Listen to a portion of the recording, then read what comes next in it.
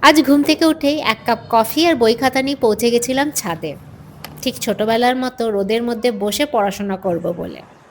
পড়াশোনা শেষ করে ১২টার মধ্যেই ঘরের কাজগুলো সারতে শুরু করলাম। ঘরের কাজগুলো যতই তাড়াতাড়ি সারি না কেন, ঠিক ছুটির দিনগুলোতে ৪টে, ৪:৩০ বেজেই যায়।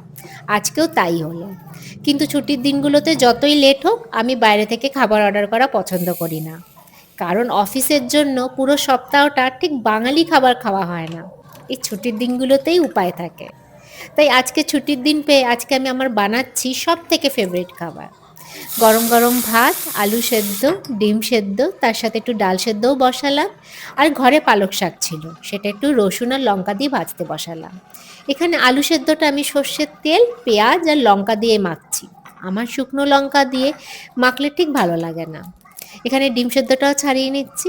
ব্যাস আমার প্লেট রেডি। গরম, গরম ভাত, আলু সেদ্ধ, তার সাথে পালক শাক ভাজাটা, তার সাথে ডিম সেদ্ধ, তার সাথে সাবুদানার পাঁপড়। চলো, এই ব্লগটা এটুকুই থাকুক। পরের ব্লগে আবার দেখা হচ্ছে। Tata bye.